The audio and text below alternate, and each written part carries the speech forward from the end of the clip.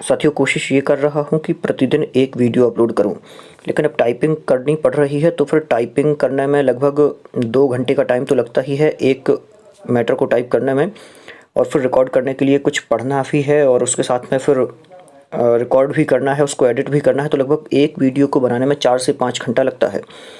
तो एक वीडियो तो ये चलेगा ही चलेगा, लेकिन इसके साथ में और भी वीडियोज़ मैं यहाँ पर अपलोड करूँगा, तो आपके ये वीडियो तो प्लेलिस्ट में रहेंगे ही रहेंगे, लेकिन अन्य वीडियो भी जो 2-5 मिनट के रिकॉर्ड होते हैं, कुछ बता दिया जाता है उन वीडियो में, तो वो वीडियो जो रहेंगे वो व्यू के लिए रहेंगे, लेकिन आप लोगों का ये साथ में चलता रहेगा और प्लेलिस्ट में आपके ये वीडियो रहेंगे।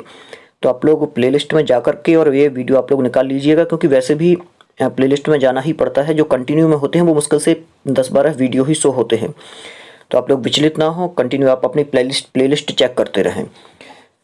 चलते हैं प्रश्न पर। पहला प्रश्न दिया हुआ है, काचित बाला यदि मातृभाषया सम्यक्तया पठति तर्हि, मतलब कोई बालिका है यदि वह मातृभाषा को सम्यक रूप से पढ़ती है तो सा अनेकाशु भाषासु पठितुम लेखितुम च शक्नोति, वह अनेक भाषाओं में पढ़ और लिख सकती है।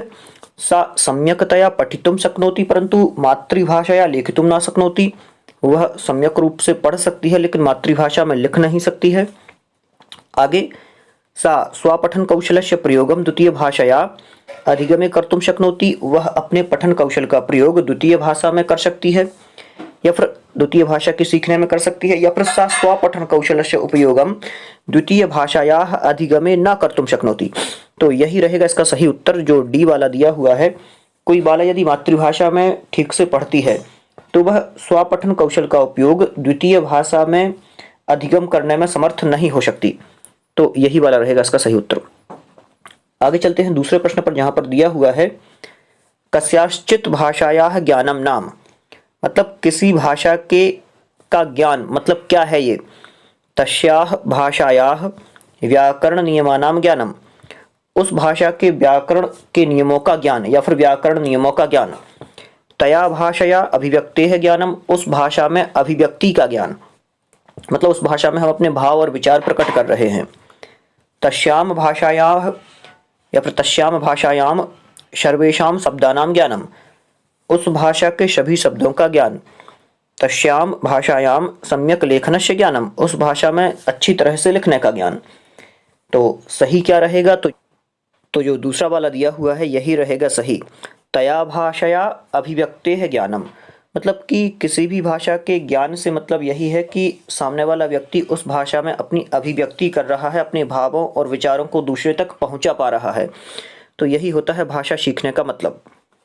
आगे चलते हैं, अगले प्रश्न में दिया है उत्तम लेखनम कतमाम प्रक्रियाम अनुसरति, उत्तम लेखनम कतमाम प्रक्रियायाम अनुसरति, मतलब कि जो उत्तम लेखन है वह किस प्रक्रिया का अनुसरण करता है।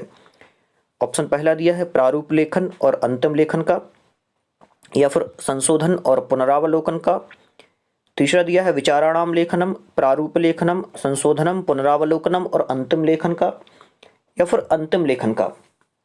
तो सही क्या रहेगा, तो जो सी दिया हुआ है यही सही रहेगा। उत्तम लेखन की प्रक्रिया किस प्रकार की होती है, विचार लेखन, प्रारूप लेखन, संशोधन, पुनरावलोकन और अंतिम लेखन, इस प्रकार की होती है। आगे दिया हुआ है रिया मोहितश्च पंचम कक्षायाम विकलांग छात्रौ स्तः, पंचम कक्षायाः विकलांग छात्रौ स्तः तत्र शिक्षकः, क्या कह रहे हैं कि रिया और मोहित 5वीं कक्षा के विकलांग छात्र हैं। तत्र शिक्षकः, तो वहां पर शिक्षक को क्या करना चाहिए, क्या करेगा शिक्षक। पहला ऑप्शन दिया है तयोः कृते भिन्नायाः विशिष्ट कक्षायाः कृते प्राचार्येण सह चर्चा कुर्यात्, मतलब कि उनके लिए भिन्न कक्षा के लिए या फिर विशिष्ट कक्षा के लिए प्राचार्य से चर्चा करेगा। पहला, सर्वेषां विद्यार्थिनां आवश्यकतानुरूपं विद्यालयः समावेशी स्यात् यदि मत्वा तयोः समावेशं कुर्यात्, क्या कह रहे हैं दूसरे ऑप्शन में कि सर्वेषां विद्यार्थिनां आवश्यकतानुरूपम, सभी विद्यार्थियों की आवश्यकता के अनुरूप विद्यालय जो है वो समावेशी हो, और इति मत्वा, इस प्रकार से मान करके उनका समावेशन करे, वहां पर उनको पढ़ाए या फिर प्रवेश दिलाए। आगे, तौ प्रति सहानुभूतिम प्रदर्श्य तयोः कृते विशेषम यत्नं कुर्यात् अधिक सुविधा च दद्यात्। मतलब कि उन दोनों के लिए सहानुभूति प्रदर्शित करके उनके लिए विशेष यत्न कुर्यात्, विशेष यत्न करे, और अधिक सुविधा च दद्यात्, और अधिक सुविधाएं दे, ये कहा। तो ये तो बिल्कुल सही गलत हो जाएगा, और ये विशिष्ट कक्षा के लिए भी ठीक नहीं है। आगे, तयोः अभिभावकैः सह चर्चां मत कृत्वा मित्र विद्यालयं प्रति गन्तुम् उपदिशत्। या फिर यहाँ पर मित्र ना होगा, भिन्न होगा, यहाँ भिन्न विद्यालयं प्रति, यहाँ पर तयोः अभिभावकैः सह चर्चां कृत्वा भिन्न कर लें, यहाँ पर भिन्न विद्यालयं प्रति गन्तुम् उपदिशत्, मतलब कि उनके अभिभावकों से चर्चा करके और उसको अन्य विद्यालय में जाने के लिए कहेंगे। तो सही क्या रहेगा, ये वाला जो बी ऑप्शन दिया हुआ है यही रहेगा सही। मतलब क्या कह रहे हैं कि रिया और मोहित 5वीं कक्षा के विकलांग छात्र हैं। वहाँ शिक्षक सभी विद्यार्थियों की आवश्यकता के अनुरूप विद्यालय में प्रवेश दिलाते हैं, अतः यह मानकर उन दोनों को भी प्रवेश दिलाना चाहिए, ये कह रहे हैं। मतलब समावेशी विद्यालय हो, ऐसा ना हो कि उनको वहाँ से निकालकर दूसरे विद्यालय में रखने की बात चले। आगे चलते हैं। कविता पठनम क्रियते, कविता पठन किया जाता है, ये कह रहे हैं। या फिर कविता पठन क्या है ये भी समझ सकते हैं। तो किस लिए किया जाता है कविता का पठन? विचाराणाम बोधनार्थम आनंदानुभूत्यर्थम च, विचारों के बोधन के लिए और आनंद की अनुभूति के लिए होता है कविता का पठन, ठीक है। नवीन शब्द ज्ञानार्थम, नवीन शब्दों के ज्ञान के लिए। या फिर वर्तन्याः व्याकरणस्य च ज्ञानार्थम, वर्तनी के ज्ञान के लिए और व्याकरण के ज्ञान के लिए। या फिर छंदोबद्ध रचनायाः ज्ञानार्थम, छंदोबद्ध रचना के ज्ञान के लिए होता है। तो कविता के का पठन जो होता है वो किस लिए होता है? पहला ही ऑप्शन रहेगा सही, ये वाला, विचाराणाम बोधनार्थम आनंदानुभूत्यर्थम। मतलब कि कविता पठन विचारों के बोधनार्थ और आनंदानुभूति के लिए किया जाता है तथा यह रुचि बढ़ाने के लिए भी उपयोगी है। तो ये रहेगा सही पहला वाला। आगे चलते हैं अगले प्रश्न पर। विभिन्न विषयाणाम ज्ञानस्य कृते विद्यार्थिनः मातृभाषायाः उपयोगः। क्या कह रहे हैं कि विभिन्न विषयों के ज्ञान के लिए विद्यार्थी मातृभाषा का उपयोग ज्ञान प्राप्तौ साहाय्यं करिष्यति, ज्ञान प्राप्ति में सहायता करता है। इतर भाषाणाम विषयाणाम च अधिगमे बाधकः भविष्यति, इतर मतलब होता है दूसरी, तो दूसरी भाषा के विषय के अधिगम में बाधक होता है। या फिर अन्यासाम भाषाणाम ज्ञानार्थम जनयिष्यतः, या फिर विघ्नं जनयिष्यतः, ये कहेंगे। अन्यासाम भाषाणाम ज्ञानार्थम, यहाँ पर विघ्न कर लें, एक शब्द कम है, विघ्न जनयिष्यतः, जनयिष्यति, तो अन्य भाषाओं के ज्ञान प्राप्त करने में विघ्न उत्पन्न करता है। या फिर संस्कृत भाषायाः कक्षायाम अनुमोदितः न स्यात्, मतलब कि संस्कृत भाषा की कक्षा में अनुमोदित नहीं है। तो क्या रहेगा सही? विभिन्न विषयाणाम ज्ञानस्य कृते विद्यार्थिनः मातृभाषायाः उपयोगः, मतलब विभिन्न विषयों के ज्ञान प्राप्त करने के लिए विद्यार्थी को मातृभाषा का उपयोग क्या है? तो पहला ही रहेगा सही उत्तर, ये वाला, ज्ञान प्राप्तौ साहाय्यं करिष्यति, मतलब कि विभिन्न विषयों का ज्ञान प्राप्त कर विद्यार्थी मातृभाषा का उपयोग ज्ञान प्राप्ति में सहायता करता है, क्योंकि मातृभाषा का ज्ञान अधिक उपयोगी है और इससे समझ भी विकसित होती है। तो ये रहेगा सही, मातृभाषा का यदि ज्ञान अच्छे से है तो ज्ञान प्राप्ति में वो सहायता करेगा। आगे चलते हैं अगले प्रश्न पर। थोड़ा सा बड़ा है प्रश्न, ध्यान से पढ़ना है। शिक्षक छात्रेभ्यः सहपाठस्य कार्यं दत्त्वा कक्षायां विभिन्न समूहेषु तान् उपवेशयति। सहसा एकः अभिभावकः तत्र परिभ्रमणसमये छात्रान् समूहेषु उपविष्टान् पश्यति, शिक्षकं च समूहान् मध्ये चलन्तं पश्यति।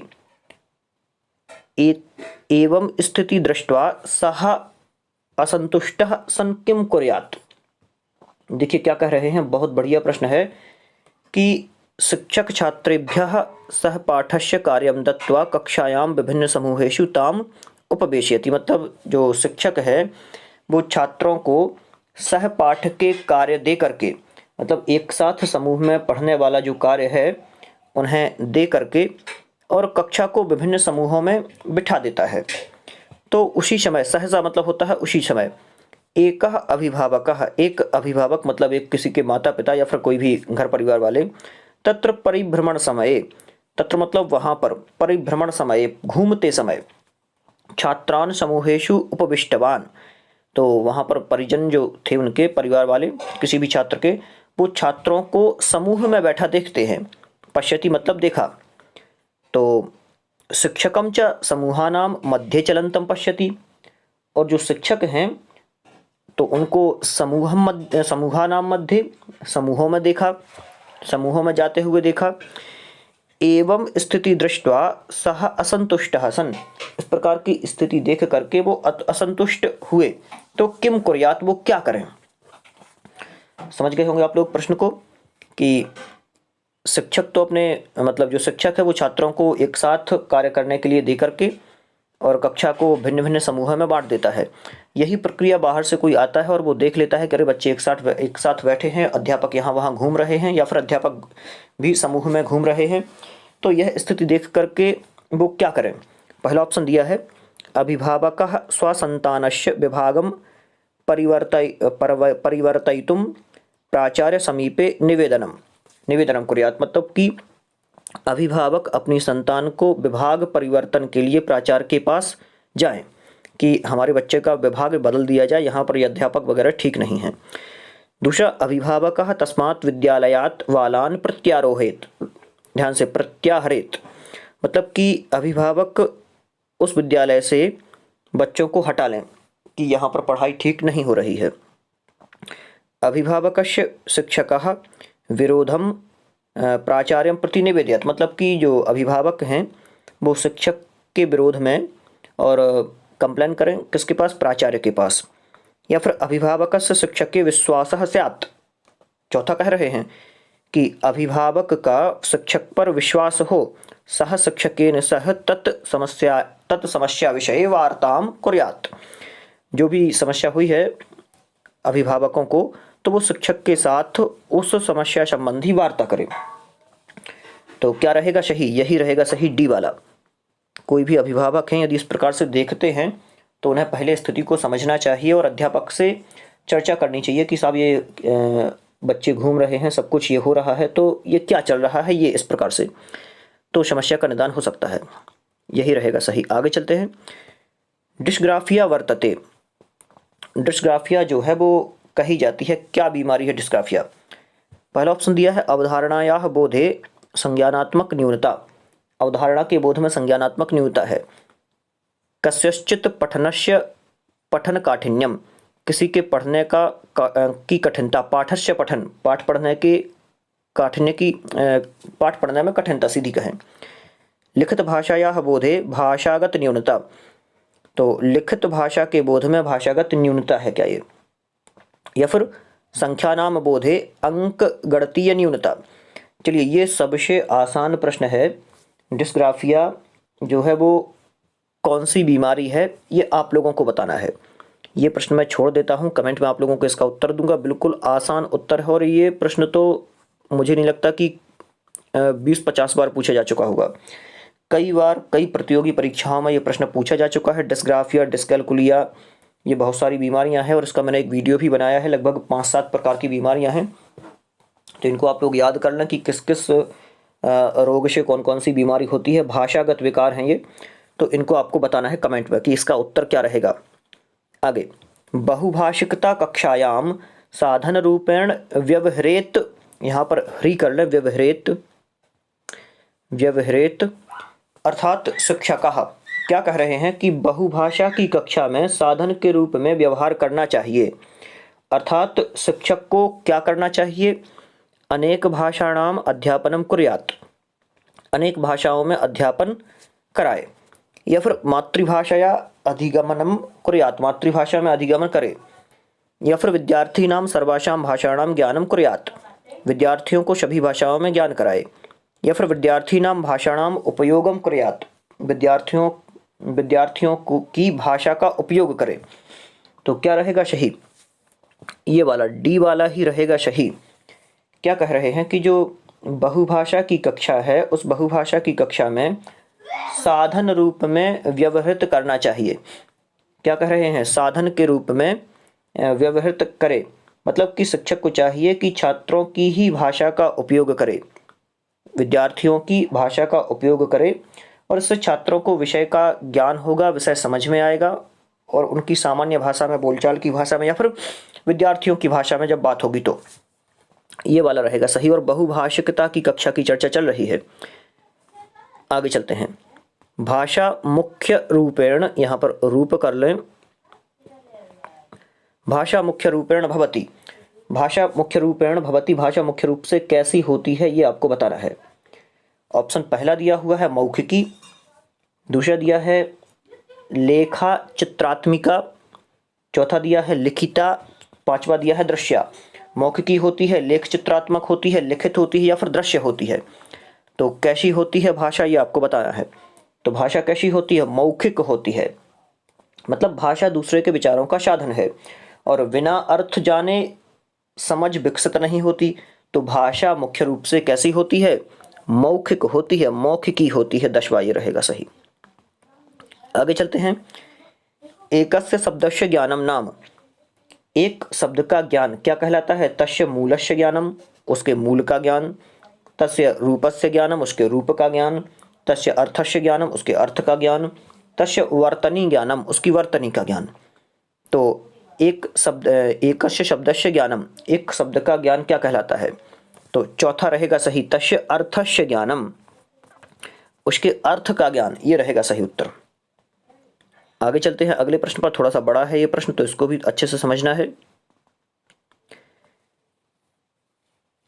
विद्यार्थी केंद्रित कक्षायाः कक्षा सा वर्तते तस्यां शिक्षकस्य कथनस्य समयावधि न्यूनातिन्यूना तथा छात्राणां कथनस्य समयावधि अधिकाधिकाः वर्तते। क्या कह रहे हैं? विद्यार्थी केंद्रित कक्षा वह कक्षा कहलाती है जिसमें शिक्षक कथन की समयावधि कम से कम हो और छात्रों के कथन की अवधि अधिकाधिक हो। आगे, विद्यार्थी केंद्रित भाषा कक्षायाः एवं वैशिष्ट्यम, विद्यार्थी केंद्रित जो भाषा कक्षा है उसका ये वैशिष्ट्य है। तो अधोलिखितेषु केन कथनेन समर्थितः भवति, आप नीचे दिए गए में किस कथन से समर्थित हैं? तो पहला ऑप्शन दिया हुआ है शिक्षकः तथा विधिमार्गस्य अवलंबनं कुर्यात् येन छात्राः स्वयमेव ज्ञानं प्राप्तुं प्रोत्साहिता भवेयुः। बिल्कुल सही है, पहला ही ऑप्शन यहाँ पर सही है और आगे के ऑप्शन पढ़ने की जरूरत भी नहीं है, क्योंकि आगे तो बिल्कुल सही, बहुत ज़्यादा गलत दिए हुए हैं। तो यही रहेगा अपना सही उत्तर, मतलब कि शिक्षक उसी विधि मार्ग से अवलंबन करते हैं जिससे छात्र स्वयं ज्ञान प्राप्त करने के लिए प्रोत्साहित होता है। तो ये रहेगा सही, पहला वाला ही, और वही है विद्यार्थी केंद्रित या फिर ये कहें छात्र केंद्रित कक्षा। आगे चलते हैं अगले प्रश्न पर। निदानात्मक परीक्षा क्रियते, निदानात्मक जो परीक्षा है उसमें क्या होता है ये आपको बताना है। रचनात्मक परीक्षा करते, निदानात्मक परीक्षा रचनात्मक परीक्षा के लिए होती है। सतत परीक्षा करते, सतत परीक्षा के लिए होती है।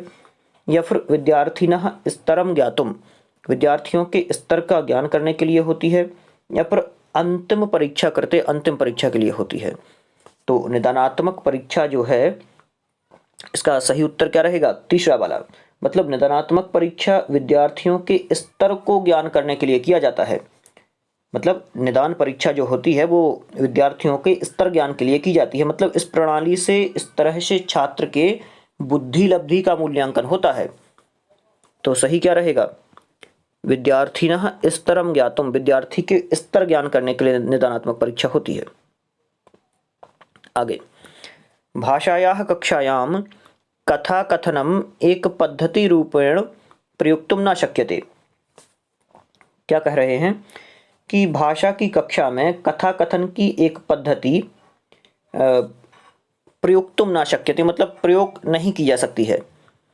केवलम नैतिक शिक्षणस्य कृते, केवल नैतिक शिक्षा के लिए, या फिर लेखनस्य अध्यापन करते, केवल लेखन अध्यापन के लिए, या फिर श्रवण भाषण बोधनस्य करते, श्रवण भाषण बोध के लिए, या फिर पठन कौशलस्य अध्यापन करते। तो यहाँ पर सही क्या रहेगा, तो जो सी ऑप्शन दिया हुआ है ये रहेगा सही। मतलब कि भाषा की कक्षा में कथा कथन की एक पद्धति श्रवण भाषण एवं बोधन का प्रयोग नहीं किया जा सकता, जबकि नैतिक शिक्षण लेखन अध्यापन तथा पठन कौशल का अध्यापन होता है। तो यही रहेगा सही, जो सी दिया हुआ है ये वाला। आगे अंतिम प्रश्न है ये, रचनात्मकम मूल्यांकनम क्रियते। रचनात्मक मूल्यांकन होता है या फिर किया जाता है। तो रचनात्मक मूल्यांकन के बारे में पूछ रहे हैं कि रचनात्मक मूल्यांकन क्रियते मतलब रचनात्मक मूल्यांकन होता है। कैसा होता है? एकैकस्य पाठस्य पठन समय, एक पाठ के पढ़ने के समय होता है, एक एक पाठ के पढ़ने के समय, या फिर सतत मूल्यांकन रूपेण सतत मूल्यांकन के रूप में होता है, या फिर सत्रांते सत्र के अंत में होता है, या सत्रादौ सत्र के आदि में होता है, स्टार्टिंग में होता है। तो यहाँ पर सही क्या रहेगा, ये वाला सतत मूल्यांकन रूप में। मतलब कि रचनात्मक मूल्यांकन एक पाठ का अथवा पठन पाठन के समय किया जा सकता है, एक पाठ के पठन पाठन के समय किया जा सकता है, क्योंकि सतत मूल्यांकन से तेजी से रचनात्मकता पर प्रभाव पड़ता है। तो यही रहेगा सही। तो यहाँ पर ये प्रश्न कंप्लीट हो चुके हैं और आगे के प्रश्न पुनः लाने की कोशिश करूँगा। तब तक आप इसी प्रकार से अपने इस चैनल से जुड़े रहें और जितना हो सके ज़्यादा से ज़्यादा प्रश्नों का अभ्यास करें, और जो भी यहाँ पर कुछ मिस्टेक हैं उनको देखते हुए आप लोग भी अच्छे से इसका अर्थ करने की कोशिश करें। और लगभग बहुत बढ़िया प्रश्न है, और इसी प्रकार के और भी जो प्रश्न प्रतियोगी परीक्षा में पूछे जा रहे हैं या पूछे गए हैं, उन सभी प्रश्नों को यहाँ पर लाने की कोशिश कर रहा हूँ, जिससे आपका अभ्यास बहुत बढ़िया हो। और वर्तमान में लेवल बहुत ज़्यादा हाई हो रहा है, तो आपको इन प्रश्नों की पढ़ने की आवश्यकता है।